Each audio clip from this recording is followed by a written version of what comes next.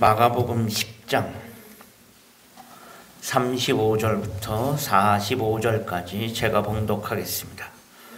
세베대의 아들 야고보와 요한이 주께 나와 여짜오되 선생님이여 무엇이든지 우리가 구하는 바를 우리에게 하여 주시기를 원하옵나이다. 이르시되 너에게 무엇을 하여 주시기를 원하느냐. 여짜오되 주의 영광 중에서 우리를 하나는 주의 우편에 하나는 좌편에 앉게 하여 주옵소서. 예수께서 이르시되 너희는 너희가 구하는 것을 알지 못하는도다. 내가 마시는 잔은 너희가 마실 수 있으며 내가 받는 세례를 너희가 받을 수 있느냐. 그들이 말하되 할 수 있나이다. 예수께서 이르시되 너희는 내가 마시는 잔을 마시며 내가 받는 세례를 받으려니와 내 좌우편에 앉는 것은 내가 줄 것이 아니라 누구를 위하여 준비되었든지 그들이 얻을 것이니라. 열 제자가 듣고 야고보와 요한에 대하여 화를 내거늘 예수께서 불러다가 이르시되 이방인의 집권자들이 그들의 임의로 주관하고 그 고관들이 그에게 권세를 부리는 줄을 너희가 알거니와 너희 중에는 그렇지 않을지니 너희 중에 누구든지 크고자 하는 자는 너희를 섬기는 자가 되고 너희 중에 누구든지 으뜸이 되고자 하는 자는 모든 사람의 종이 되어야 하리라.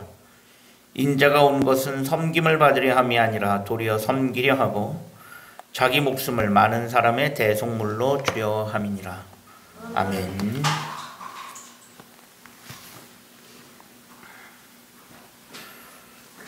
오늘도 교회에서 그리고 가정에서 함께 예배하는 모든 성도들 위해 하나님의 크신 은혜가 함께 하시기를 간절히 소망합니다.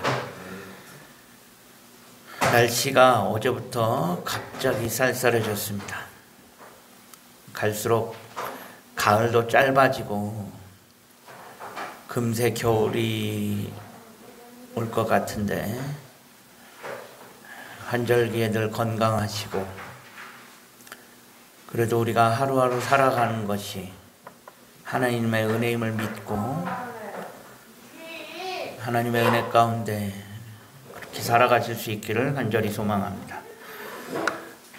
오늘은 마가복음 10장 35절부터 읽었습니다.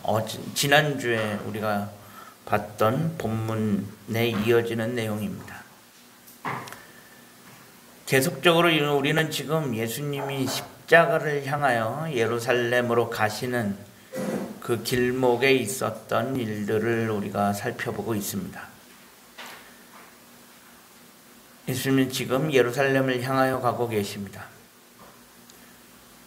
예수님의 공생의 3년 중에 2년 6개월 이상이 지나갔고 이제 예수님에게는 지금 한 6개월 정도의 시간밖에 남아있지 않은 상황입니다. 예수님이 예루살렘을 향해 가고 계시는데 그 길 끝에는 십자가가 기다리고 있습니다. 예수님은 지금 그것을 알고 계십니다. 내가 예루살렘에 들어가면 십자가를 져야 한다는 것 알고 계십니다. 그럼에도 예수님은 그 십자가를 향해 묵묵히 발걸음을 옮기고 계십니다. 여기까지 오면서 예수님은 제자들에게 총 3차례에 걸쳐서 순환고지, 즉 내가 십자가를 질 것을 제자들에게 총 3차례에 걸쳐서 말씀하셨습니다. 하지만 제자들은 전혀 알아듣지 못했습니다. 십자가와 부활에 대해 예수님께서 제자들에게 직접 3번씩이나 말씀하셨지만 제자들은 전혀 알아듣지 못하였고 결국 오늘 본문의 말씀을 하시기에 이르게 된 것입니다. 오늘 본문은 예수님의 3번째 순환고지의 그 끝에 이어진 말씀입니다. 즉 3번째 순환고지 직후에 있었던 일이 바로 오늘 본문입니다.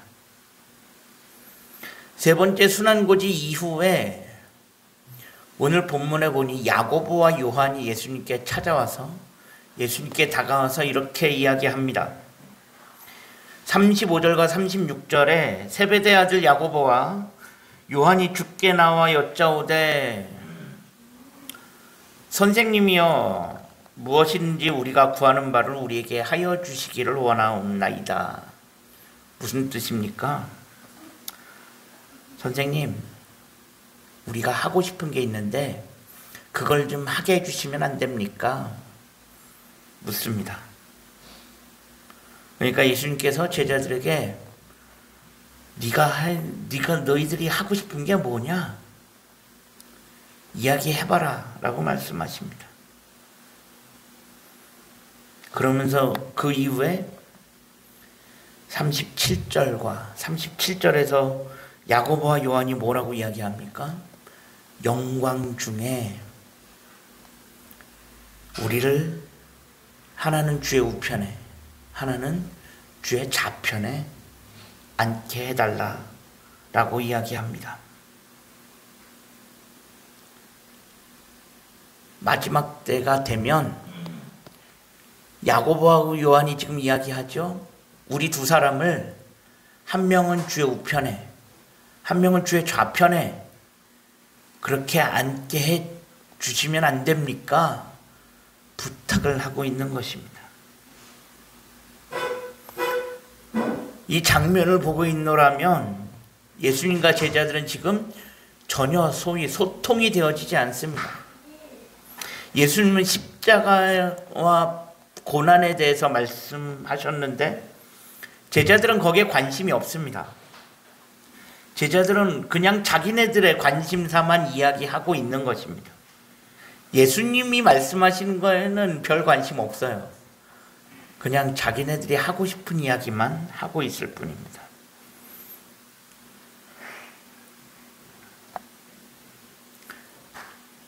이들이 원한 것은 무엇이었습니까? 마지막 때에 영광 중에라는 말은 마지막 때가 되면 지금 제자들은 무슨 생각하고 있습니까? 마지막 때가 되면 예수님께서 영광 중에, 여기서 말하는 영광 중은 세상 떠들썩하게 사람들이 다 볼 수 있게 그렇게 왕으로 오실 것을 지금 제자들은 상상하고 있는 거예요. 그런 와중에 예수님께서 왕이 되면 우리 두 사람 좌편에 우편에 좋은 자리 하나씩 달라 부탁하고 있는 것입니다. 이들은 주님의 영광이 뭔지도 모르고 십자가는 당연히 알지도 못하고 주님의 좌우편에 앉는 것이 뭔지도 모르고 그냥 그 자리를 달라라고 이야기하고 있습니다. 정작 주님의 영광은 알지도 못한 채 그저 한 자리 차지하고 싶은 야망에 사로잡혀 있는 제자들의 영적인 무지함에 대한 예수님의 탄식이 오늘 본문에 들어 있습니다. 그러면서 38절에 예수님께서 제자들에게 이렇게 말씀하시죠. 내가 마시는 잔을 너희가 마실 수 있느냐? 내가 받는 세례를 너희가 받을 수 있느냐? 그렇게 물으십니다. 이 야고보와 요한은 이 잔이 무엇을 의미하는지도 모르고 이 세례가 무엇을 의미하는지도 모르고 내가 마시는 잔 마실 수 있냐? 내가 받는 세례 너희가 받을 수 있냐? 물으시니까 그냥 알지도 모르면서 그냥 무턱대고 네, 마실 수 있습니다. 네, 받을 수 있습니다. 그렇게 대답합니다. 여기서 예수님께서 말씀하시는 내가 마시는 잔은 무엇을 의미합니까? 내가 받는 세례는 또 무엇을 의미합니까? 이것은 결국 십자가입니다. 내가 마실 수 있는 잔, 내가 마시는 잔, 그 잔은 십자가입니다. 내가 받는 세례 곧 십자가입니다. 예수님께서 야고보와 요한에게 내가 마실 수 있는 잔을 너희가 마실 수 있냐?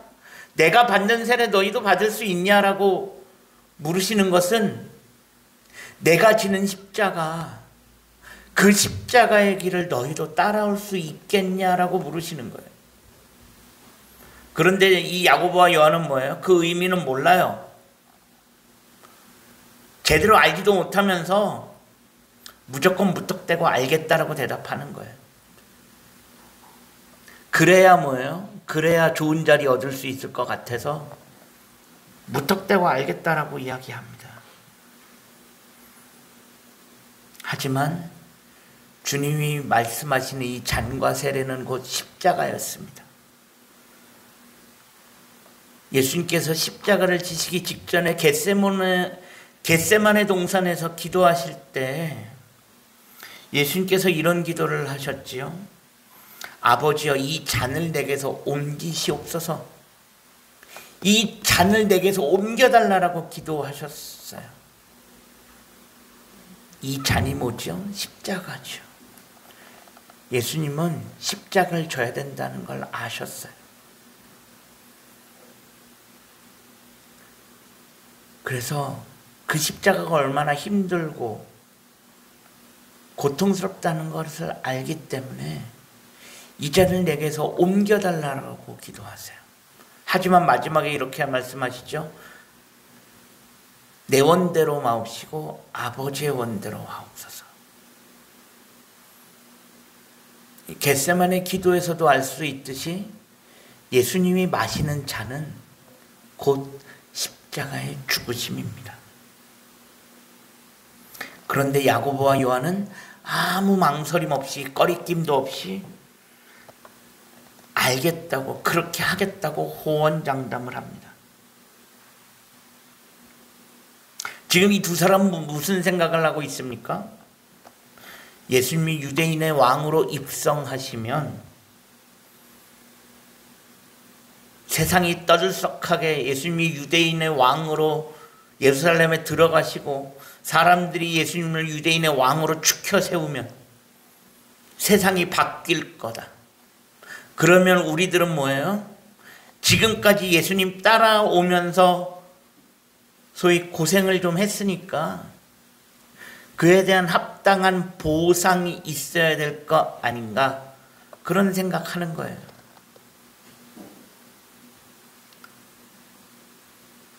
소위 그렇죠.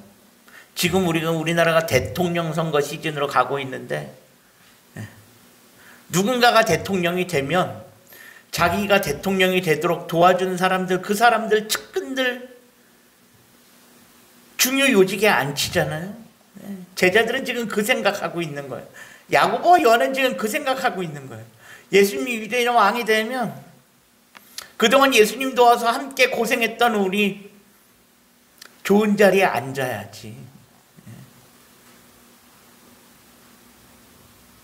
그런데 문제는 뭐냐면 경쟁이 심해요. 예수님의 제자가 몇 명이었죠? 12명이었잖아요.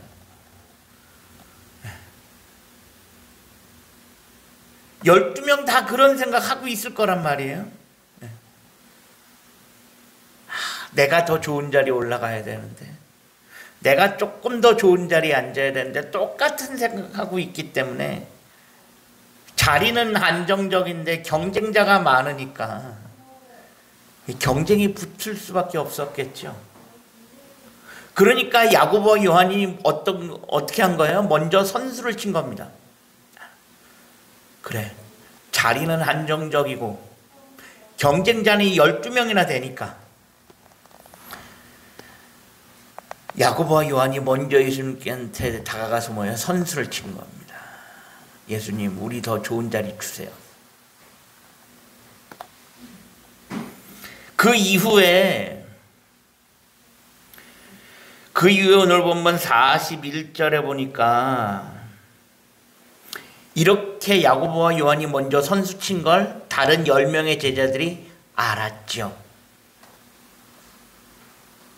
그러니까 어떡합니까? 다른 10명의 제자들이 화를 냈다라고 본문에 되어 있습니다. 이들이 왜 화가 났습니까? 이 다른 10명의 제자들이 화난 이유는 아주 단순합니다. 쥐들이 뭔데 먼저 가서 선수를 쳐. 네.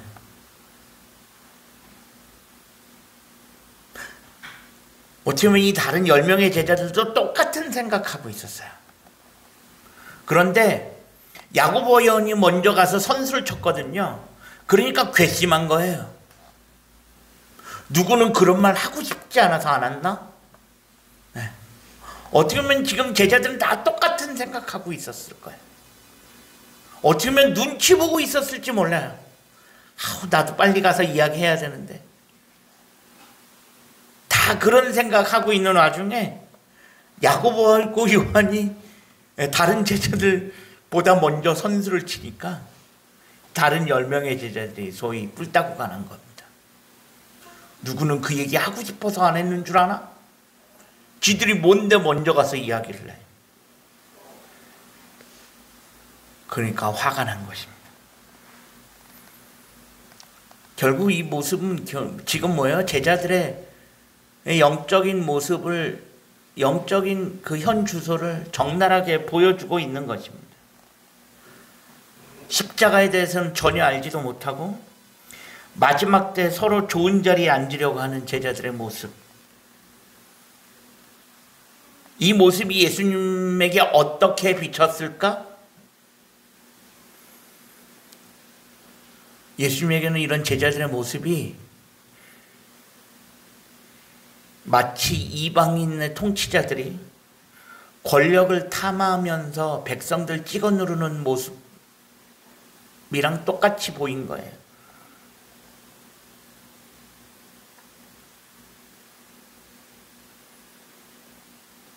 그래서 오늘 본문 42절에 예수님께서 제자들에게 이렇게 말씀하시죠. 42절에 예수께서 불러다가 이르시되, 예수님께서 12제자를 다 불러다가 말씀하세요. 뭐라고 말씀하시냐?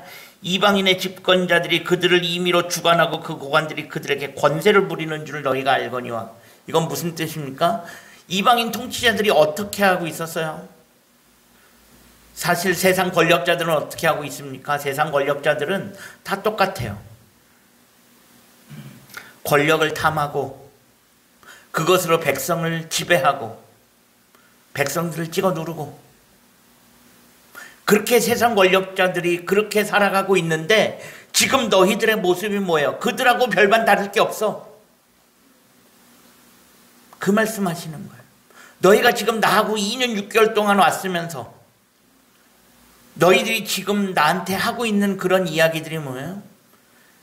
세상 권력자들이 하는 것과 다를 게 뭐가 있냐? 그 말씀하시는 것입니다.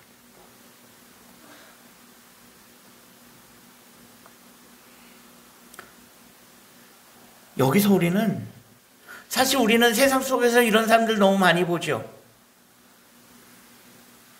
여기 왜? 이게 어떻게 보면 세상의 이치라고 할 수 있어요.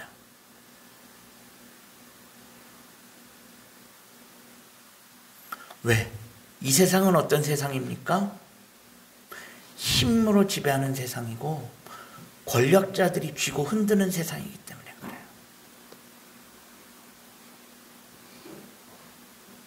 권력과 지배의 바탕을 둔 세상은 소수의 행복을 위하여 다수를 희생시킵니다. 자기의 뜻을 관철시키기 위해서라면 다른 사람의 선택권을 제한하기도 합니다. 질서를 세운다는 명분으로 나와 다른 생각을 가진 사람들을 박해합니다. 왜? 그래야 그 사람들을 지배할 수 있고 힘으로 다스릴 수 있다고 생각하기 때문입니다.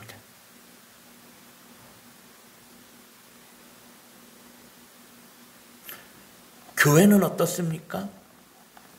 교회도 이와 비슷한 일들이 벌어지고 있습니다.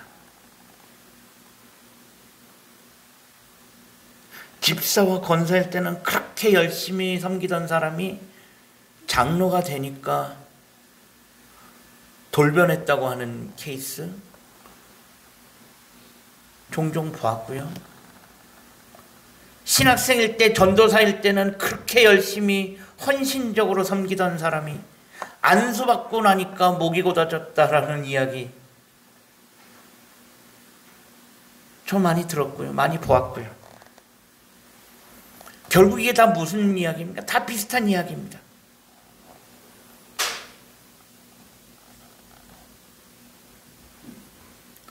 세상을 지배하는 것은, 지금 우리가 살아가는 이 세상을 지배하는 것은 결국 힘입니다.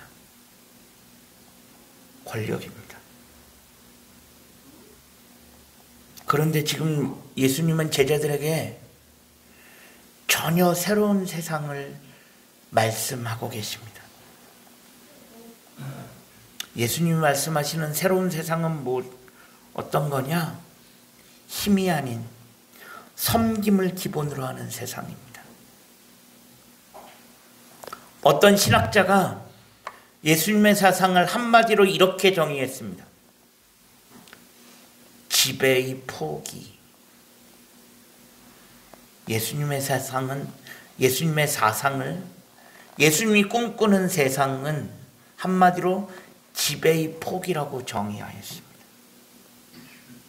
지배의 포기라는 말, 어떻게 보면 하나님의 나라를 아주 단적으로 잘 표현한 말이 아닐까 싶습니다.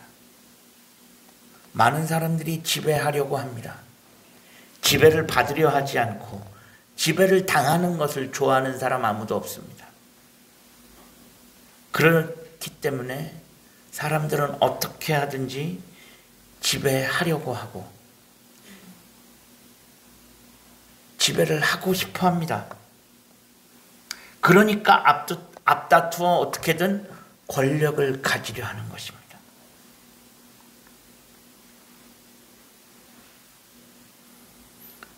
우리나라가 지금 대통령 선거 시즌으로 가고 있는데, 우리나라 선거 시즌만 되면 동일하게 나오는 이야기가 있죠. 대통령 선거든 국회의원 선거든 지방선거든 할 것 없이 선거 시즌만 되면 모든 사람들이 다 동일하게 이야기합니다. 뭐라고 이야기합니까? 낮은 자세에서 국민을 섬기겠다고. 그런데 하지만 선거 끝나고 나중에 뚜껑 열어보면 이 말을 실천하는 사람을 사실 우리는 본 적이 별로 없죠. 선거에서 이기고 나면 낮은 자리에 있으려고 하지 않습니다. 그들은 높은 자리에 있으려고 합니다. 왜? 높은 자리에 있으려고 선거에 나가는 거예요. 그러면서 그 자리에서 누릴 수 있는 모든 특권들은 다 누리죠. 어떻게 보면 그 맛에 권력 잡은 사람들은 그 권력을 놓으려고 하지 않는 것인지도 모르겠습니다. 이것이 세상 이치입니다. 힘으로, 권력으로 사람을 찍어 누르고 지배하는 것, 이것이 세상 이치입니다. 그런데 예수님은 뭐예요? 지배의 포기를 선언하신 거예요. 누가 누구를 지배하는 세상이 아니라, 누가 누군가를 지배하고 힘으로 찍어 누르는 세상이 아니라, 서로 함께 사랑으로 섬겨가는 세상, 그런 세상을 말씀하고 계십니다. 그것이 바로 하나님 나라입니다. 하나님 나라는 누군가가 누구를 짓누르고 억압하고 지배하는 것이 아니라 차별과 분리를 없애고 너와 나의 구분을 없애고 서로 함께 섬기면서 사랑으로 함께 지어져 가는 나라입니다. 그래서 예수님께서 오늘 본문 마지막에 뭐라고 말씀하시냐? 당신이 세상에 오신 목적을 섬김을 받기 위해서가 아니라 섬기러 왔다라고 말씀하십니다. 많은 사람을 구원하는데 몸값으로 내 목숨 내 목숨 내놓겠다라고 말씀하시는 것입니다.